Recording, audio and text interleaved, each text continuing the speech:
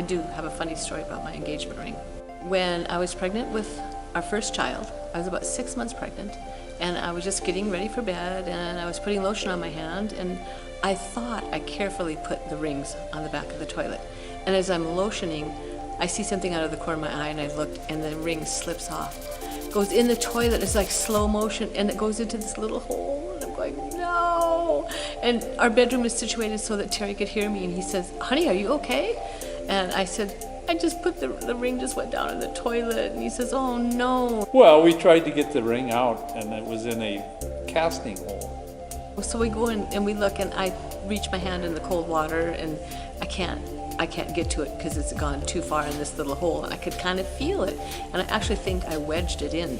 We even took the toilet off the flange and cleaned it up and tipped it upside down, but that made it worse because then it was inside the casting of the toilet. And we moved it upside down and shook the toilet a little bit trying to get that ring out, and you could feel it was wedged in. We tried to get it, but it just couldn't. When you are that far along, you need to have a toilet. So we put the toilet back that night, back on the floor, and we kind of talked about what are we going to do. Well, at that time, we were young and we were struggling.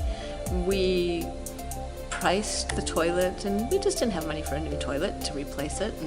And then then you get busy with life and things go on, and I didn't really think much about ever seeing that ring again. As the years went by, we just kind of almost gave up thinking about it. It wasn't like the normal engagement ring. It wasn't a diamond. It was created stone, and it's called a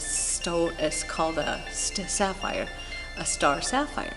And it was the same color as a mountain flower that's called a shooting star.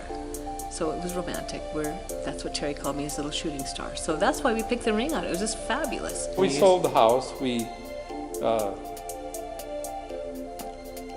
went through 3 owners, actually. We're speeded up to, we have a construction company.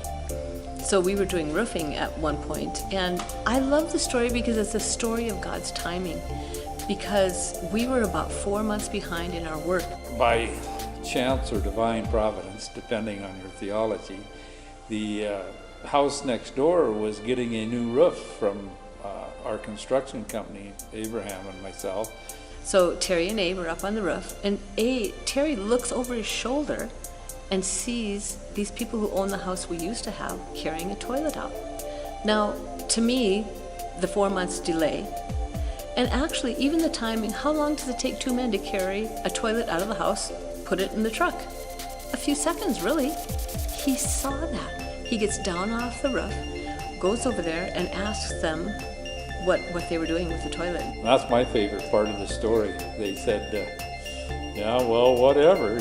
You want this toilet, I guess you can have it. So I took it home and found a hammer and began to break it apart.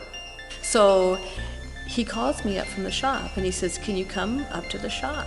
And I said, I'm building the salad, we got company coming. He says, it'll only take a minute, come right now. So I put on my coat, walked up to the shop, and he has this funny look on his face, and he says, what's this about? And he points in the back of his pickup. She said, well, I don't know. Got really defensive. I had a little piece of broken porcelain. And I was kind of getting nervous because he had this scowlish look on his face, and he said, you can't explain that to me. And I said, no. And he says, well, how about this? Can you explain this? And on his little pinky, he had this ring. And of course I recognized it off. It's a unique ring. And I said, it's the ring, the toilet, the ring, the toilet, the ring. Lifted the ring up and said, would you marry me? I said, yes, Papa, I'll marry you again. So it's just an awesome story. It was really a lot of fun. And the local story put the paper in there, and it had been 36 years. And he called us up, can I do an interview? Oh, sure, we'll let you do an interview. He did a really great job and took really neat pictures of the ring, and he put it in the Great Falls Tribune. And then from the Great Falls Tribune, Associated Press picked it up, and it went global.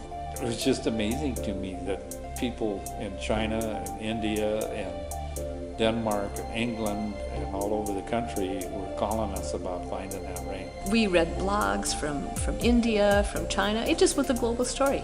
And so it was just so much fun, but to me, there was so much about God's timing and his restoration. It was really a story of his favor. And I remember going by the house and just lamenting the loss of that ring and just asking God about it. And he just, all right, you want to see something? I'll show you something. And he gave us the ring back.